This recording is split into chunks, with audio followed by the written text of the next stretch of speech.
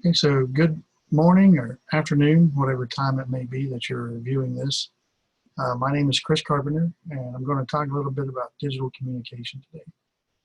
So what I'm going to do is share my screen with you now, and going to bring up a PowerPoint presentation. And here we go. And I'm going to switch back and forth a couple times and show a couple other pages, and I'll talk a little bit about those as well. So digital communication is part of the overall our digital citizenship. I believe it's a very important aspect of our digital citizenship. Over here on this part, you can see this is a flow chart of how communication works. Now this is something that would be how machines would talk together. This is what we're seeing here. It's the source, and we send the message. It goes through and gets translated and goes through another channel, that analog channel, to go from one machine to another machine. It's reading zeros and ones or dots and lines and such, and then it goes through to the receiver and has to be ciphered or deciphered, and so that it understands what the other machine was sending.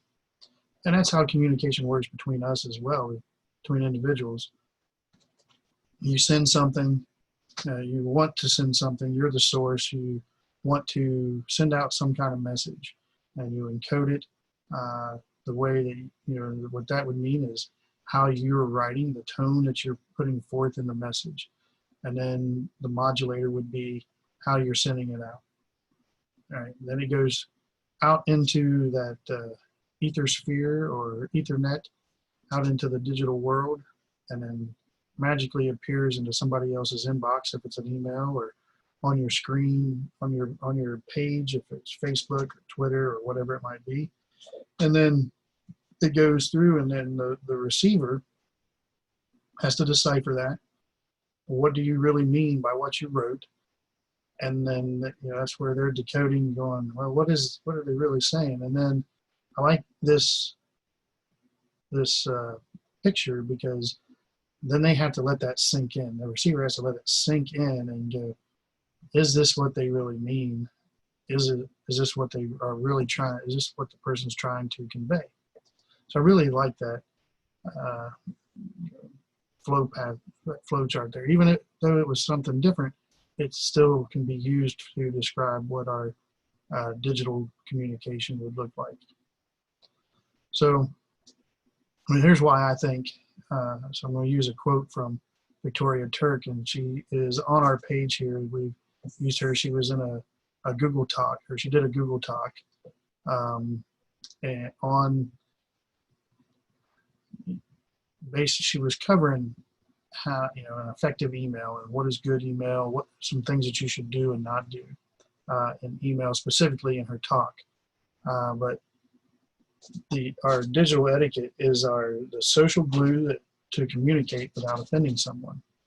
And that's why I believe that our digital communication is probably that one thing that we need to make sure that we're doing well to make sure that we have a digital etiquette.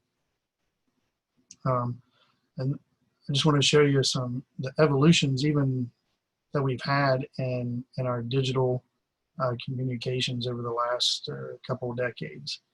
All right. So in the 90s, when cell phones were becoming more prevalent and online texting or chat rooms were the new wave of communication, we had to turn our heads sideways so that we could actually see what those things were. And here's just a comparison. Today we have these art forms, the GIFs or GIFs or whatever they might be, but your emoticons. Here's a wink on the side here. I don't know if you can see my arrow, but over here for the 90s, here's our wink, and now we have actually something winking, our happy face here, our sad face, and then a raspberry, or Zerbert, or whatever you might call it. I've heard it called different things. But it's just some things, even our just a few short years, our method of communication then has evolved into how we can convey what we want to say or how we feel. All right.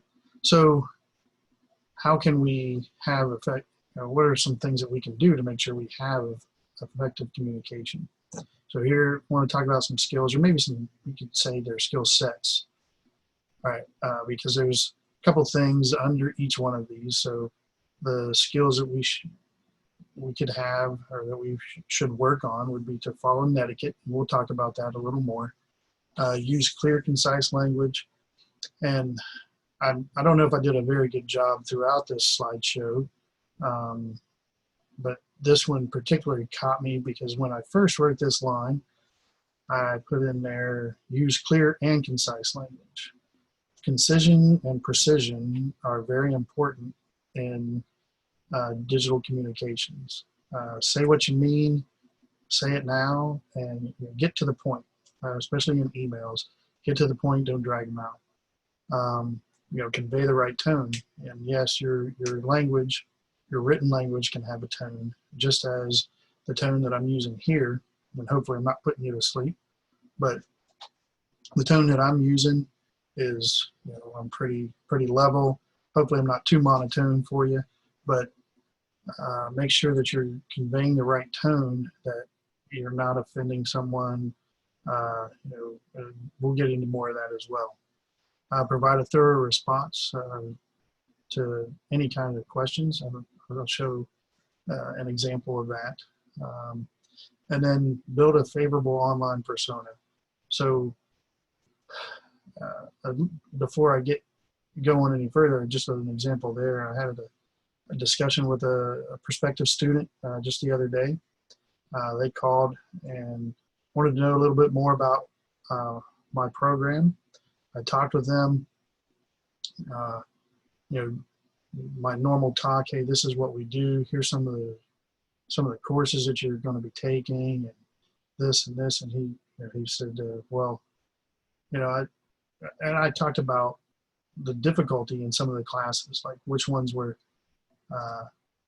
pretty straightforward classes. This is what you're going to get out of it. And then, hey, this one's kind of tough, and it's tough because of the curriculum, or it's tough because of that it's an online course. Because not every course should be an online course, and not everybody can be a distance learner, or they have trouble with it. So some of the courses are difficult in what they are.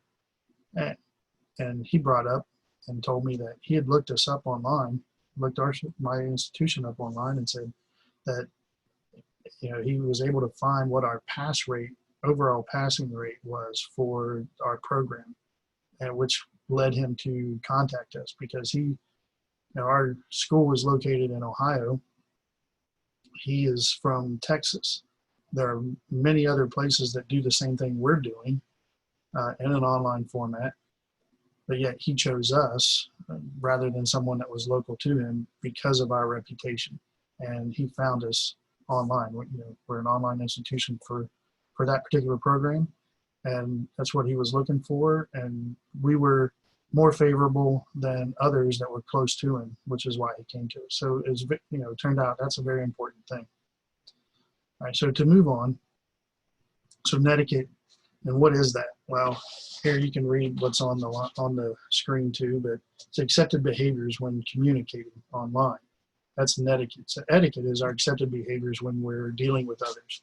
So netiquette is those behaviors that we should have, and everybody agrees upon, when they enter into the online world, that this is the way people should act, or way one should act when dealing with others. And it could be more important than face-to-face meetings, because, let's say you're meeting someone for the first time in person. You can get, you have those nonverbal feedbacks that you can play off of, or you can look at and understand. You get to see their facial expressions, hear the tone of their voice, you know, look at the distance and how, you know, mannerisms with hand gestures and how they, you know, if they lean to one side. You know, I'm sitting in my chair right now, and I tend to lean to the left when I'm sitting down. It's just a more comfortable position for me. So things like that you can see, and you can gauge what's going to happen and how the flow of the communication is going to go. If you're meeting someone online for the first time, whether it be through email, or texting, or any of that, you don't have those nonverbal cues that you can play off of. So that's why, you know, I believe that it's more important than a face-to-face meeting to make that good first impression when you're online. I want to quickly go to and share a different screen here, and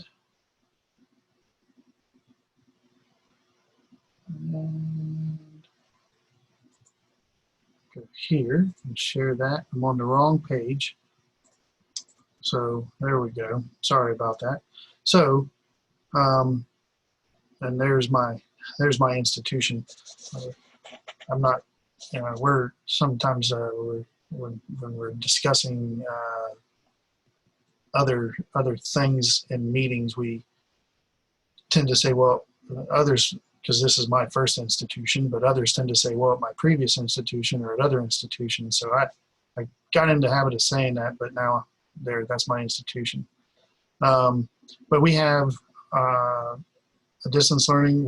Our learning management system is called Sakai, and in our Sakai we have this for every student that they can go. You know, it's there available in every class that they're in. Go to a certain tab, and we have every student go through that tab on the first day of class, or, you know, whenever they first sign in, because we generally allow students to enter into their classes. Like if we're starting semester on a Monday, they can actually go and have access to certain things on the Friday before. And that does depend on instructor preference. Sometimes they're ready, sometimes they're not. We might have a sudden change, you know, last minute change to who the instructor is for the class. But to come back to what we're discussing here, this just gives a quick outline of what our online etiquette or netiquette is, and gives a little description here. And then this link would take you to another spot. I'll show that here in a minute. But you know, be considerate and encouraging. So just like other online classes that you may have taken or you might take in the future, there are forum discussions over different topics. So when you're in those forums, make sure you're being considerate and being encouraging to the other students. You know, be helpful, so you can see all these different things. We give students suggestions and of how they should act while they're online. And then, you know, here's some don'ts. You know, the shouting, all caps. I think everybody is familiar with that now, that, you know, hey, tone it down a little bit. You don't need to use the all caps. Sometimes you can use them to make a point but only to draw attention to that, and maybe not in a, hey, I'm yelling because I'm using these, but sometimes it can be used. You just got to make sure that you're using it in the right way. And there's some other, you know, other don'ts here throughout what our netiquette policy is. Then here, this link would take you to the guidelines for online etiquette, and there's guidelines here. Again, being courteous. It talks a little bit about how you should do emails for if you're as a student sending it to your instructor, how you should do that. If you're going to send it, our learning management system actually has an email function within it, so it would come. It would go to the instructor, and it would come from that class, so they would know that it was coming from that class. But if you weren't doing that, if you weren't using that function and you were just using your student email account, then you should put the course number in there, what the assignment was, what's your name, put that all that in the heading so that the instructor knows what to expect when they start to read. You can, the forums, there's an Ask the Instructor where you can just talk with the instructor and ask them pointed questions. If you have something, we have the same thing in our classes today. Be concise, to the point, and just some more guidelines of how to act when you're online. Okay, and I'll talk a little bit more about this satire and sarcasm a little bit later. But I just wanted to show those. So now let me go back to the slideshow here. All right, and then our next slide is our next skill would be the clear, concise language. Your tone of voice. Again, we talked about that. The way you write, or the way one writes, it might be different than how you speak in public. I know my writing style is kind of, it's different than most. I think I try to be formal when I write, and sometimes I think I probably try to be too formal, and it doesn't come across the right way. And also sometimes when I'm explaining things, it comes that way, and you're probably noticing that. It doesn't come across. I probably use too many words, I stay on the topic too much, or I veer off, and I always explain that at the beginning of my classes, that I'm a tangential speaker, meaning I'll go off on a tangent and I'll forget what I'm really supposed to be talking about and have to go, what am I saying? Oh yeah, this is it. And I had whatever I finished when I finally caught myself. We were not even talking about anything closely related to what we should be talking about. And that's, it's probably not that difficult either to veer off when you're writing. So make sure you're staying to the point, and that you're conveying your message in a way that it could be understood by whoever your intended audience is. Try not to use the technical jargon and acronyms. I can give you an example here. I was in the Navy, and I'll give you an example of something that happened. I was staying in middle level watch, and we had a steam line rupture, and we had to shut the plant down because of that. And it turned out that it was just a sentinel valve that blew off steam, and it just went into an area that it frightened the person that was there. They didn't know what it was. They just knew that the steam was coming from a place that shouldn't be coming from, so they called away an emergency, and everybody took actions that they really didn't need to take, but they took them because of what they heard. So with me saying all those things, you really have no idea. You just know that something happened, somebody misunderstood what happened, and people did things. So me saying I was middle level and we had a steam line rupture and it was from a sentinel valve, unless you did the things that I did or have some type of familiarity with it, that didn't really mean anything to you. Right, so you got to make sure that you understand the audience that you have, and that they understand the words. And if you are going to use acronyms in written form, you should say what it is. Type out the whole thing, all the words. So there I go again with trying to describe things. Write out the whole word, and then in parentheses you could put what the acronym would be. So like as soon as possible, and then ASAP. That's probably, I know everybody probably knows what ASAP is, but that's just an quick example that popped into my head there. And then you can use it later on. You can just use the acronym. Breaking up your text, and what that is referring to is if you have several thoughts, let's say in an email, several thoughts that you're going over, that you're sending to somebody, have, even if you're just breaking up the paragraph here and a paragraph there, try not to put them close together. Put a couple more spaces in there that you normally would. You're not writing a paper, you're not, it's not a dissertation. So, you can put a header in there if you need to, break it up so that it draws attention to what you want to say, and that there's a clear break and, hey, I'm switching gears. Here's this thing I want you to do, and then the next thing, the next thing. And if you need to do, you can have bullets out there to say, hey, here's a checklist that I want you to do. Here's some items that I'd like for you to take care of or be aware of, or something to that effect.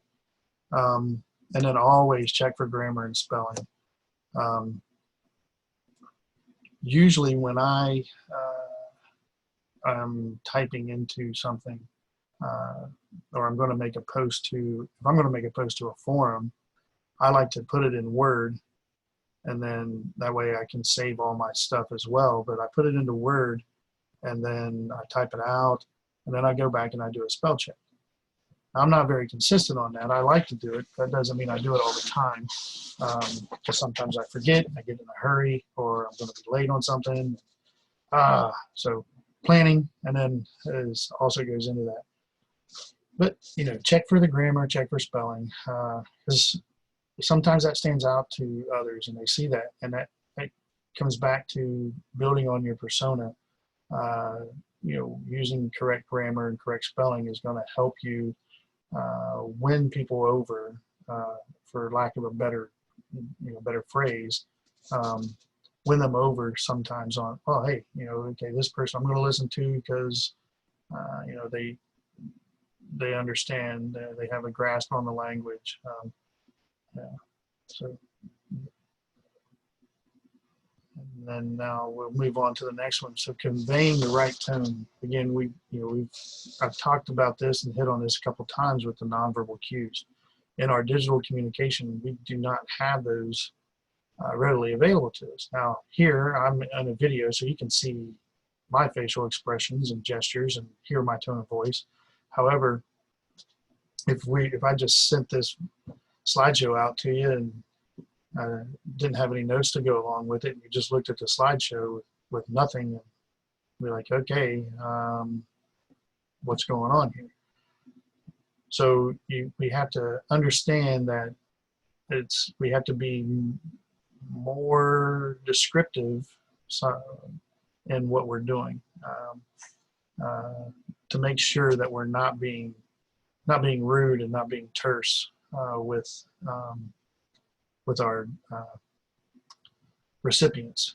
Sorry about that. And then things that you should avoid is sarcasm and irony. And that was, in our Washington State's, in our guidelines, it actually says that few people are successful with sarcasm and irony and satire. And I think most of those people already have jobs doing that and are good at it.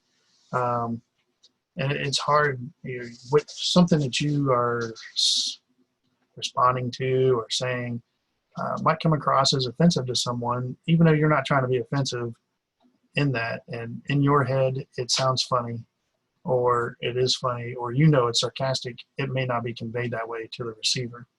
That's why the humor is tricky as well. I've taken several courses on different training styles and techniques for different types of training. And last year I was in a train the trainer program for being an OSHA outreach instructor. And one of the first things that our instructor told us was stay away from humor. Jokes are fine, some of them, but you got to think about it. Humor is one of those things that is not funny to everybody. So think about the joke you might want to tell, and then think about your audience that you're telling it to. And you don't always know who is out there and who's going to read it, or hear it, or see it, or any of that. And the rule that our instructor gave us there was, think that you're going to tell it to your grandmother or your mother, and are they going to laugh at it? You know, and that's good advice, but probably not the best advice, because not everybody's mother is the same. No one, you know, nobody is the same in how they take humor. So just, you know, watch that. It's one of those tricky things. And then our next thing is our next skill would be to provide thorough responses. So if you receive an email from a coworker or a prospective student, make sure you answer their questions fully. And then even after that, think about what could come next, right? So when you respond, and make sure that you're answering all of their questions that they've posed, and then try to think about, well, when I send this, are they going to have more questions? You know, and you don't want to get in that long email chain of, okay, yeah, here's this and here's this, because emails and emails upon emails, and something might get lost in that. So answer what they have, or answer the questions they have, and then try to think of, you know, put yourself in their shoes and go, okay, have I given them everything that they need to succeed in whatever is coming up? Right. And then these other, you know, answer the who, what, when, where, how, why. So I'm going to switch my screen again and go and share an email that I send out to prospective students when they're asking about my program. I wrote this email, and again, it's in Word so that I have it, and I'm not retyping every time. You know, and you might think that that is impersonal. However, it answers those, you know, the 5 W's and the how. So I always start with good afternoon. That's what I have written in here, but I can change that. So whatever time of day that I might happen to be sending the email out, I let them know who I am and what I do and why I'm sending it and what they're getting right here, right in the beginning. Every student wants to know, every student that asks about my program wants to know what kind of job they can get when they finish it. It's a chemical operator certificate, process technician associate degree. So it's one program. You can get a 1-year certificate or a 2-year degree. And I tell them about that down here, and you know what is involved. There's also a couple of flyers I send that actually has a list of the courses that they would take and what they're going to need to do. Then I go and I give them some extra help here, some different links that we have on our websites, or on our website at the school. They can take a free online class to see, hey, how is this going to work for me?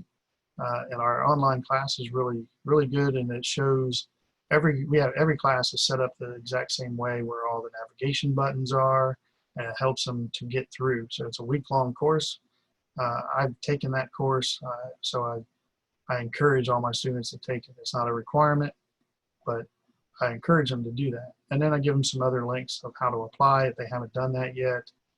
You know, how to apply to the school, where to get some scholarship information, and how to get to the FAFSA. Then I also let them know, hey, you can always call me, email me. We can come in, we can have a sit down. And now, due to the COVID crisis that we've had, we did not have this. Because what I'm using right now to do this is Zoom.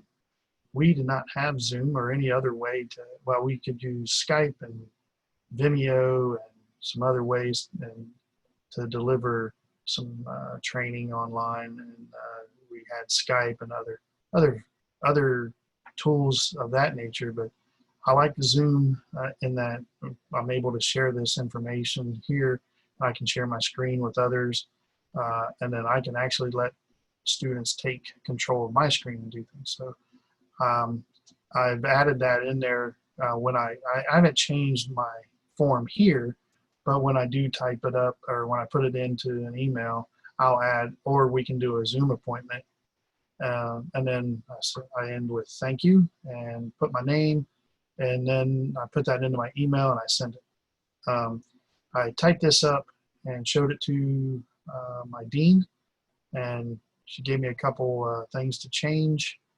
We changed them, and this is, this is the email that we send out for all of our students.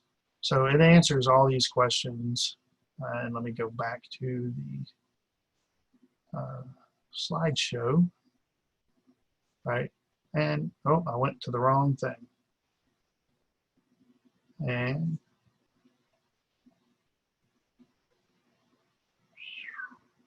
oh boy, what did I do?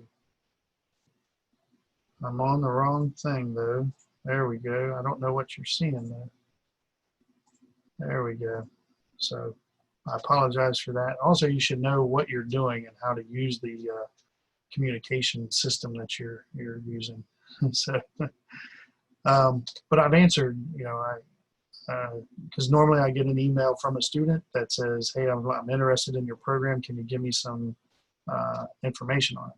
So that's a broad question. I don't really, that first email is I'm interested. So I answer that question by, oh, well, good. Here, this is me and this is what I do. And then there's follow-on questions of this is how these are places that you could get work around us. And then I answer the 5 W's and the how. So that's just one example of providing a thorough response. I just wanted to add this here, some other emails, some more email tips.